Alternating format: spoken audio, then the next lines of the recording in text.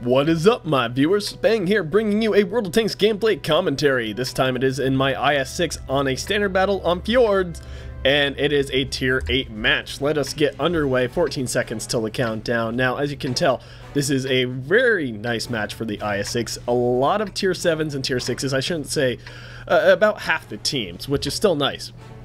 The thing causing me the most concern on the enemy team, that ISU-152 and the Roomba, as I so affectionately call it.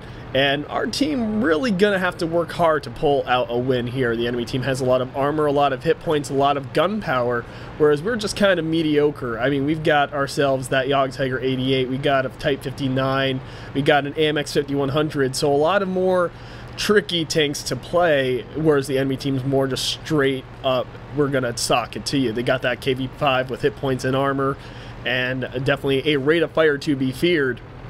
They got the standard IS-3 bringing up the pain, and they've got, like I said, those big guns, which are definitely a point of concern for me.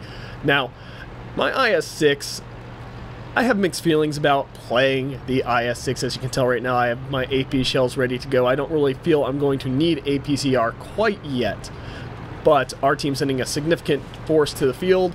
I could have gone to the South Pass, you know, right where that little horn of around the mountain is, but I didn't feel I would be well served there. I thought, you know what, I'm gonna play a little tricky here, and I'm gonna take my heavy tank. I'm gonna go where I'm anticipating running into their more mobile forces up around this North Pass and give them some trouble, because I know they're faster moving tanks. Most of them are lower tiers, like that 3001D, that M38, that M4 Easy 8, that 41 Bulldog. All the tanks that are going to have a hard time penetrating me and really have no chance of defeating me are going to be up here in the north. So I'm doing what some people would say, fighting where the enemy is weakest against my particular tank. And that's what you really should do. It shouldn't always be like, I'm going to counter their heavy armor with my heavy armor or in the same spot. And sometimes you definitely need to have a counter there ready to stop it. But here, where I'm going, where the enemy team is going to be sending their fast, lightly armored, lesser penetrating guns, I'm taking my heavy armored, hard-hitting IS-6. And what are they going to be able to do to stop it? Well, pretty much nothing. He's got a little bit of a shot off there, but no damage taken. And like I said, that 3001D, that Easy 8, I was anticipating them being up here, and I was right. Easy 8's trying to back up and get away, but he won't before I annihilate him. Got a Yog Panther, a little unexpected, but not too much, and got the KV2 backing me up along with this T21. Now, if it was just the T21 and KV2 going this way, our team would not have been able to hold this northern pass. And again, I just demonstrating that sometimes if you feel your team is going to have the other flanks well enough covered, you should probably take your tank where the enemy team least expects it, where your tank is the most advantageous. And like I said, these lower penetrating guns, these softer targets, these little tanks that really won't be able to do anything to me. This Chaffee, I laugh at his little gun, ha! And he dies before I can actually get a shot off on him, because the KV2 is a greedy little bastard, and I contemplate running after the 3001D here, but I recognize eventually that I am better served turning around. Unexpected kind of is that T29, but he is still going to have a hard time getting through me. Not really concerned about that 3001D here at all.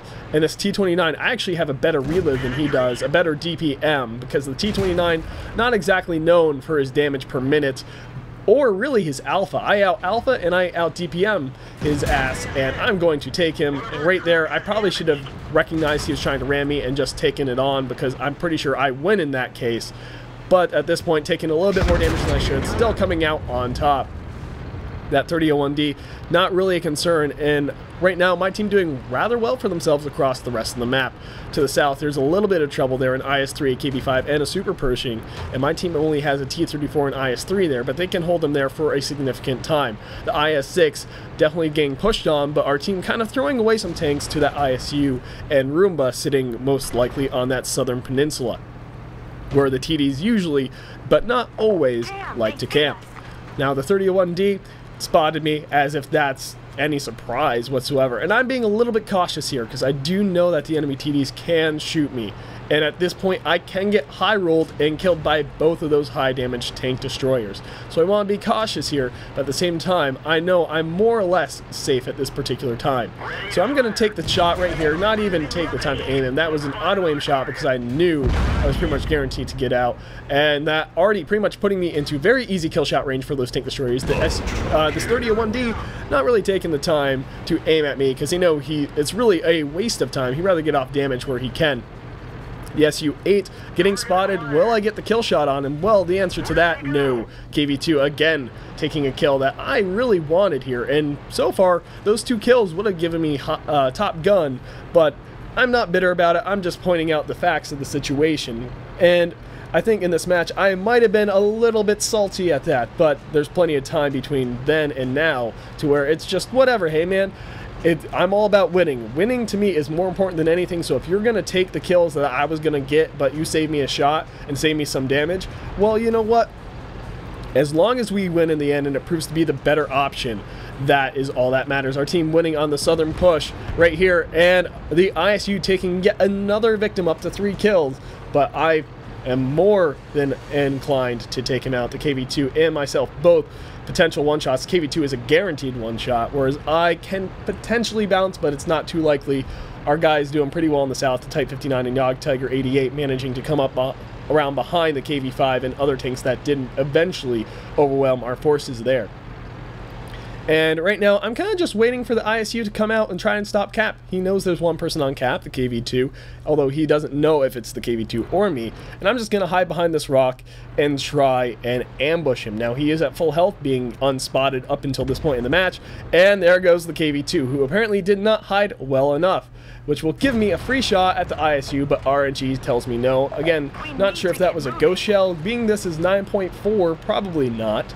And ghost shells didn't, I think they started appearing really in 9.6 and later, so it's unlikely, but still possible. It's more likely my shell just flew over his tank. Now, trying to be a little bit cautious with how I engage, but at the same time, spot for my friendly teammates who can potentially get shots off. Specifically, that Yog Tiger 88. I got a little nick on his tank right there, and I will take the shot, and it looks like the Yog Tiger 88 will be able to finish him off. I'm not going to go after him without unnecessarily risking myself. ISU coming after me. He wants to kill me, and he ricochets. Incredibly unlikely, but you can see where it just nicked my armor. It was just a bad angle for him, but that's what he gets for charging instead of aiming, and I do get kill number 5. 1 away from Top Gun. Again, a little bit salty in this match about that, but still a respectable performance from me, and one of those matches where the IS-6 really did just shine, showing you that it has got plenty of alpha, plenty of armor, and plenty of DPM to do the job. It's got a good amount of hit points, and as long as you play it smart, wow, I ran through every single one of my AP shells. That last, I was actually loading HE after that shot, so definitely getting a lot of rounds off. Let's see exactly how much I did, but just over 4,000 here. We'll see if the post-game stats line up. And here are those post-game stats. As you can tell, I did earn myself high caliber. If I was paying attention, I could have easily noticed that earlier on. And only getting myself a first class mastery badge, but that's to be expected considering I was fighting a lot of lower tier vehicles. But every gun you can remove from the game is a useful gun. Unfortunately, all my kills, except for that ISU, were below my tier, hence the first class, but still, a healthy amount of credits and a healthy amount of experience, even though it was a ×2, still very respectable. Managing to get just over 4,000, so that does line up with the mod that was tracking my damage. The closest competitor are Yog Tiger 88 at 22, just above 2,200. And the closest competitor on the enemy team, just over 3,350, is the enemy IS-6, who was fighting a lot of tanks in the mid. He did very well for himself considering his circumstances. Right behind him, that super Pershing around that southern, and the ISU really proving to be not that effective in the grand scheme of things. That's the unfortunate part of being posted up where he was posted up, which is you have very limited ability to support your team and actually get shots off. Your team has to bait the enemy into certain lanes of fire, otherwise you really can't get damage. KV5 and Tiger 2 and the rest of their team. The Easy 8 and the Chaff, you can't really fault them because, well, they ran into me in the KV2. T-34, he was on the southern flank, I think, so I don't know what to make of that, but still, very respectable performance among the top performers of both teams. And overall, have to be pretty happy with how everything turned out. 15 shots fired, 14 direct hits, and 13 penetrations. Like I said, getting me just over 4,000 damage. Very happy with that.